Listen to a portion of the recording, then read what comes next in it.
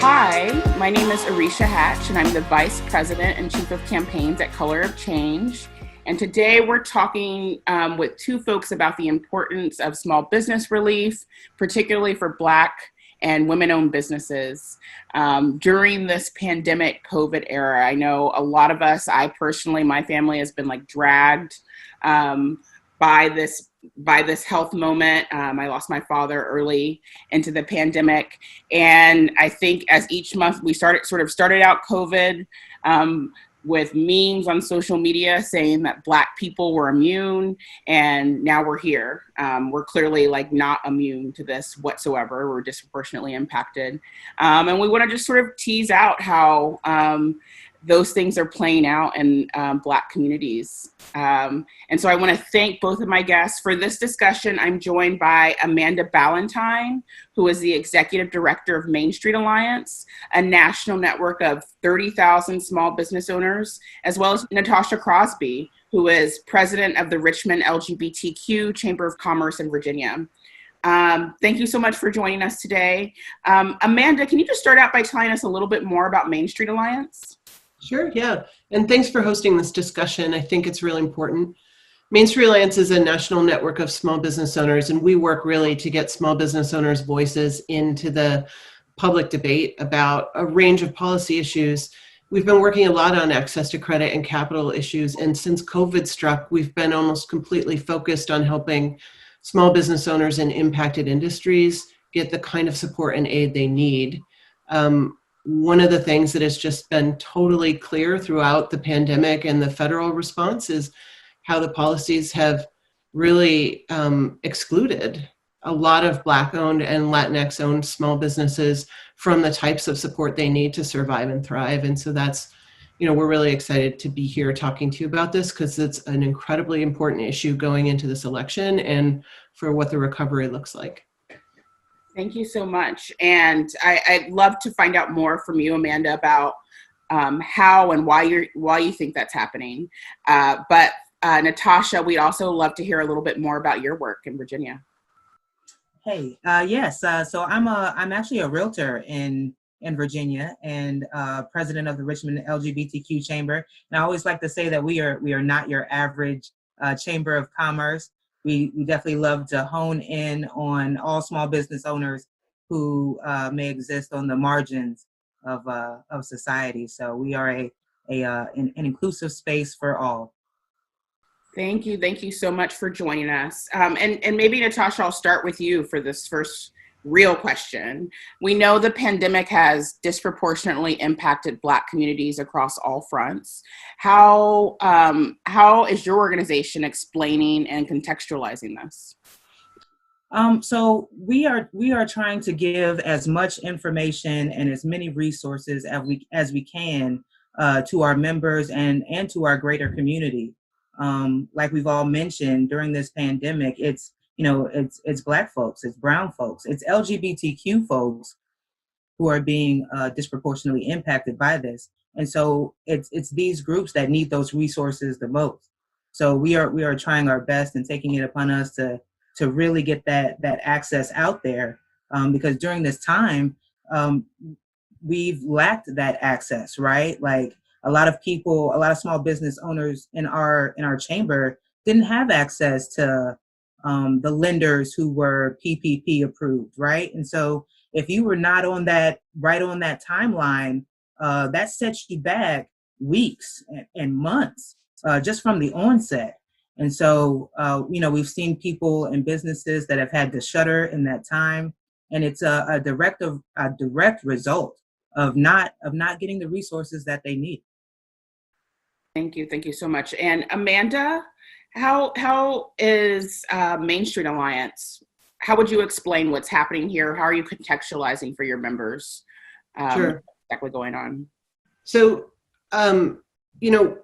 COVID is sort of unlike any other economic recession we've had in the United States. What we know is that in specific industries, there were public policy closures that just shut down businesses for long periods of time, unpredictable periods of time. And you also have consumers afraid to spend while millions and millions of people are losing their jobs, right? So there's this sort of perfect storm of consumers being afraid to spend, businesses being forced to close for safety and health purposes. And then this sort of very slow, unpredictable, not real recovery. So it's this sort of very difficult business environment, very unpredictable business environment. And while many countries around the world were putting out direct subsidy programs that were designed to protect and help small businesses weather this crisis, the United States instead implemented a series of loan programs, many of them moving through private banks. And those programs were designed in a way that didn't really pay any attention to the role of redlining in private lending to small businesses. So in the way that the policies were designed, Black and brown small business owners were sort of excluded from the get-go, both in terms of when the deadlines for applications were starting. Independent solo business owners and sole proprietors were initially put on a slower deadline for being able to apply. 95% of Black-owned businesses are sole proprietorships, so they weren't even allowed to apply at the same time other businesses were. And then they were moving the money through these private banks. All the private banks were interpreting the rules for themselves in terms of who they would lend the money to, because they weren't going to just serve everyone who came. And so they tended to lend the money to bigger businesses in the very beginning, businesses where they would make more money off the contract, off the loan. And so for those reasons, the PPP structurally was designed in a way that excluded most Black-owned business owners in the country. And we're seeing that now. Black-owned businesses are closing at 3 times the rate of white-owned businesses. And we know, at least as of June, 1.2 million businesses in total had closed. We obviously know, as you mentioned, that Black women were especially impacted. Black business owners, many of whom didn't even qualify. Color of Change did a survey of small business owners with UNIDOS early into the pandemic, and we saw very early how disproportionately impacted our people would be. It was just very clear. And one of the things that we heard that was super interesting is that there were a set of business owners who, because they wanted to protect their community, were unwilling to open back up in certain places. And so we saw this heightened moral responsibility coming from folks who could afford to do this the least. But I'm curious, as you look at your members, what are the types of businesses, if we get really granular, what are the types of businesses that you've seen that were forced to sort of shut down during COVID? And what impacts, if any, have you seen on the closure of these businesses in neighborhoods and communities? Natasha, you want to go first? Sure. So our membership has many restaurants and retail businesses. And during the pandemic, those were the first to have to close, right? Whether it was the mandate or just not being able to sustain. And so in those closures, those are the businesses that employ us, right? If you're an LGBTQ business owner and that's your restaurant, you're more likely to have LGBTQ employees. Same with if it's a Black business owner, you're more likely to employ Black people, right? And so it trickled down, that despair trickled down from when that business shuttered. And now you have the people of that community also having to try to get on unemployment when the unemployment structure was subpar. And now that is delayed. So now, you can't pay that rent on the 1st. And now you're facing eviction, all because, they weren't given that access up front to be able to maintain their businesses and keep those doors open. Amanda, anything to add there?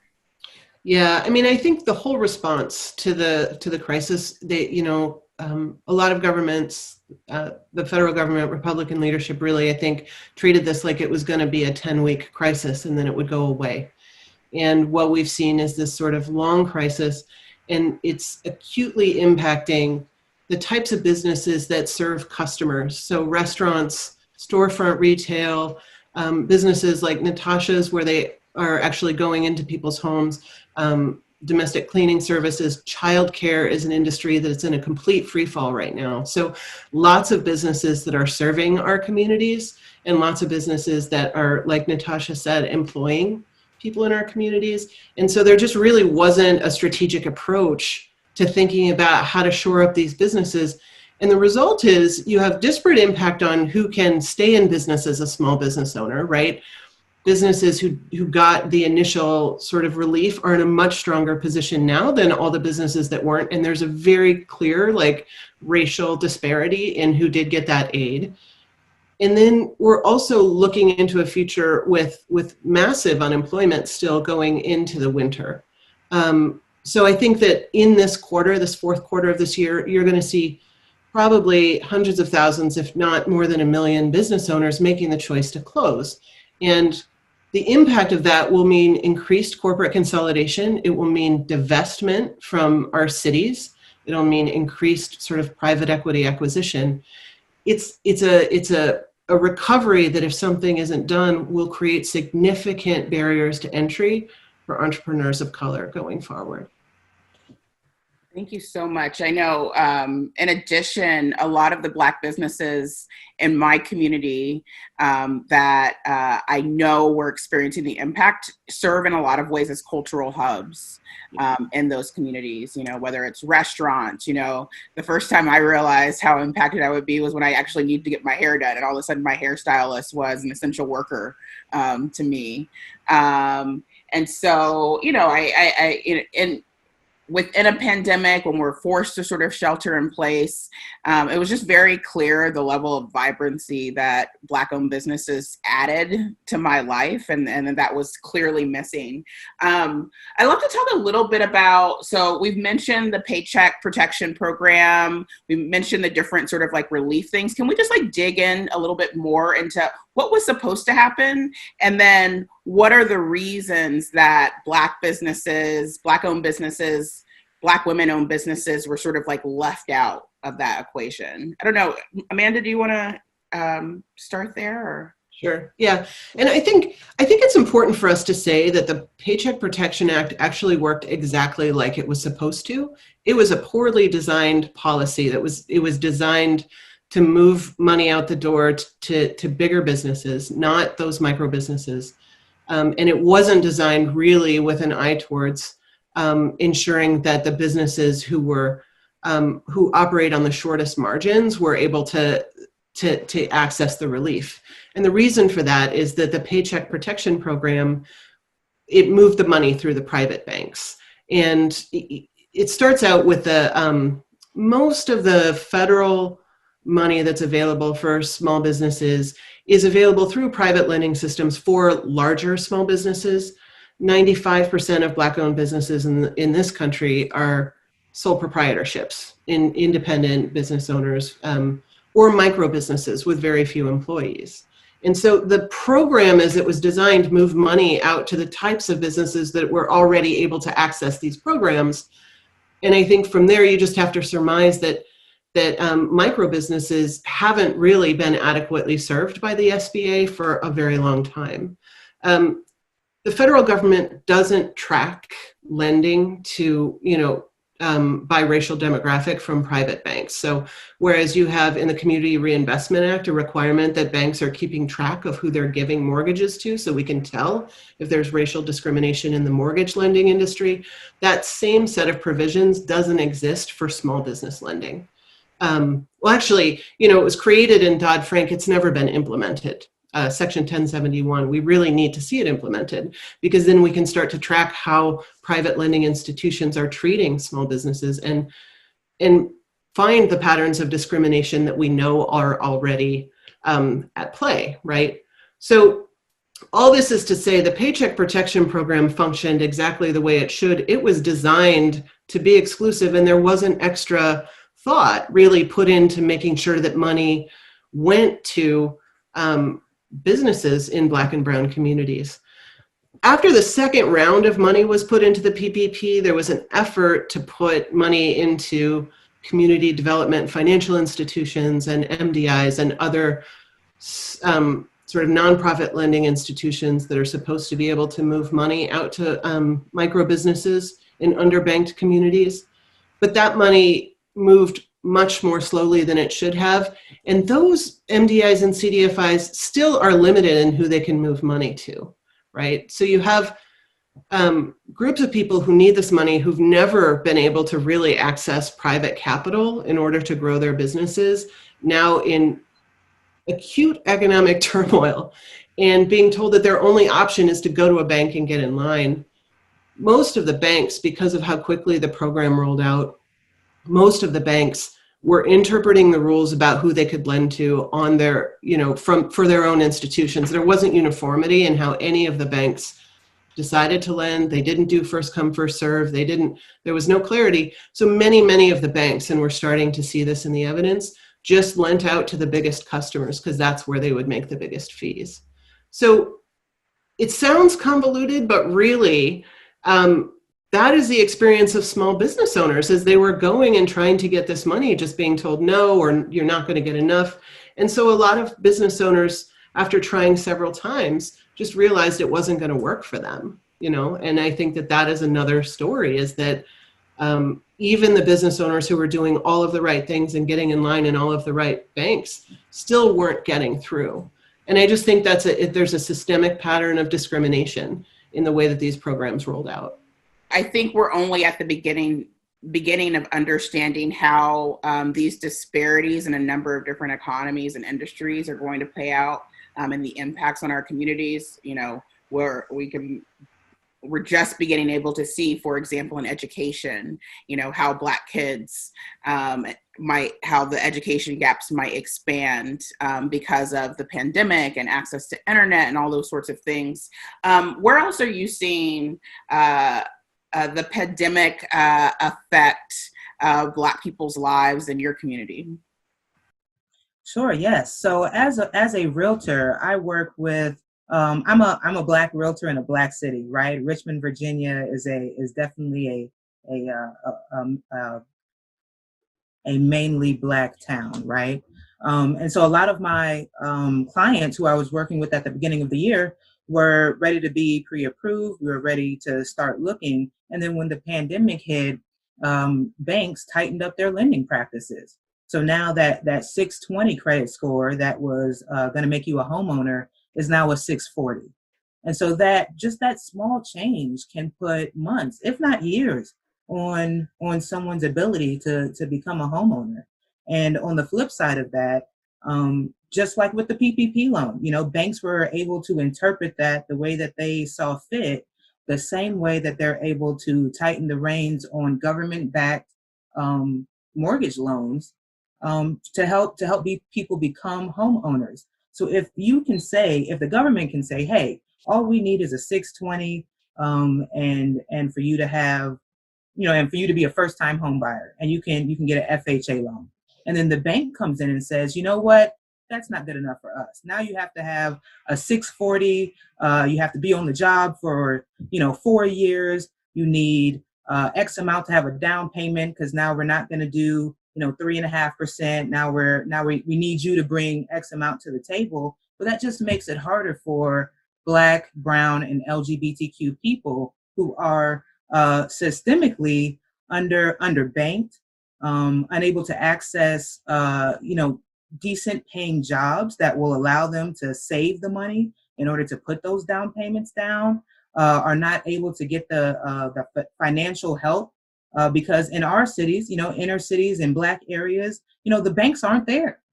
Mm-hmm. That's one of the reasons why we weren't able to get those PPP loans as fast or get them at all. Because, we got to go on the other side of town to go to the bank to see if they'll consider giving us a loan, right? And it speaks to this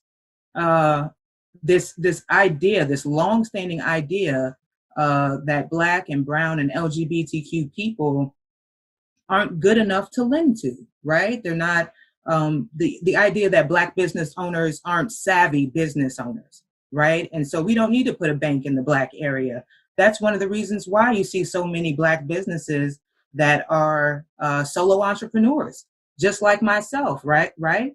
Because the path is harder if you are a Black business owner who wants to do big business, wants to employ a number of people. You go into the bank with your business plan, and it could mirror that of someone else, right, who's in the white or dominant class, and your business plan will be scrutinized to the max, simply because you are a Black, brown, or LGBTQ person.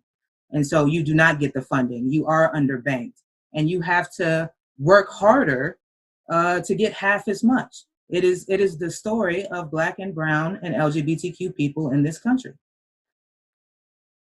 Amanda, did you have anything to add there? I mean, what could you add to that? That's your answer. That should be your whole thing. Yeah. Natasha's absolutely right. Mm-hmm. It brought up for me, and I think one of the things that I've been seeing, as you add on this housing example of how many dreams have been deferred by this pandemic. The people I've talked to who are saving up to take that trip, they've never gone out of the country, and now that trip, they can't take that trip.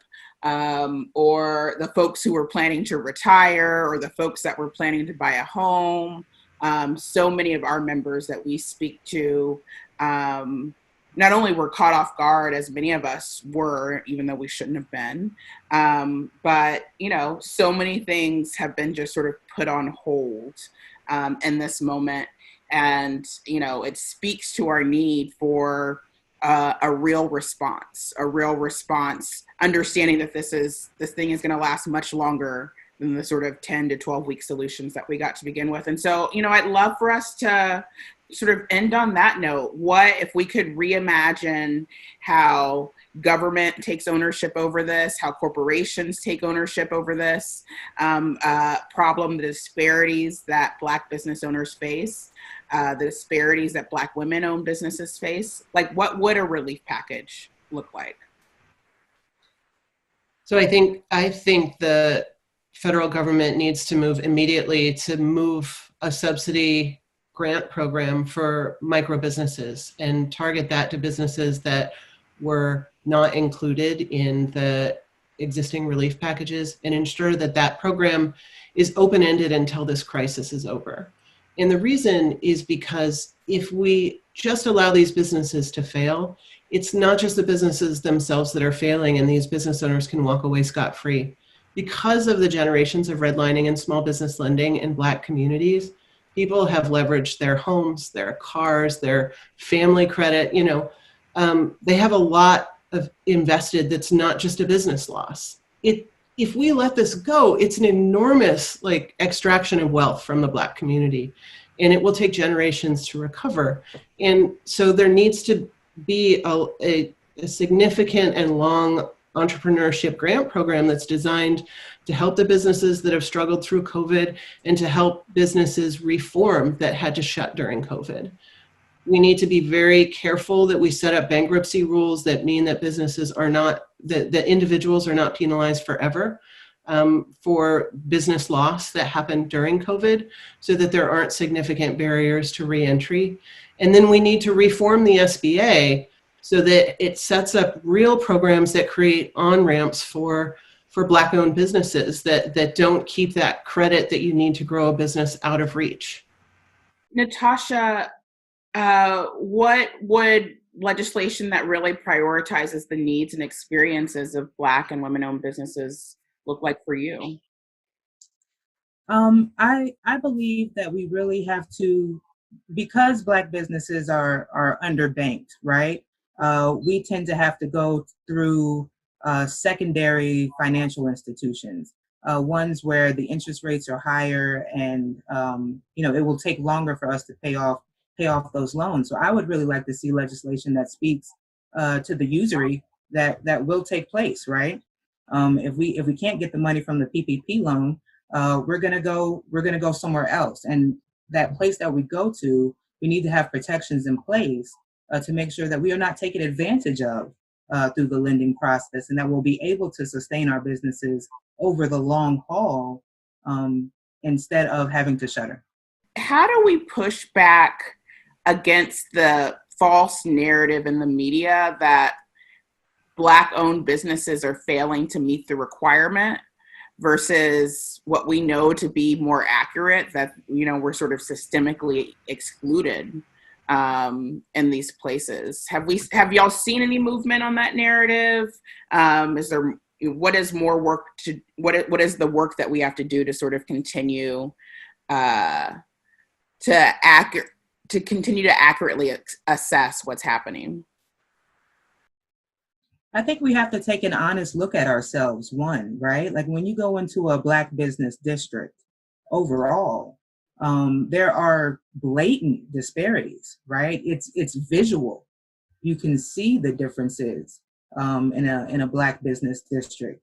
So as a country, you know, who are we? Who do we really want to be, right? Do we leave? I've heard references to COVID being a war, right? We're at war with this pandemic. Well, do we leave people on the battlefield? Or are we a nation that is going to fulfill the promise of life, liberty, and the pursuit of happiness for all, right? Like what decision are we going to make moving forward in this?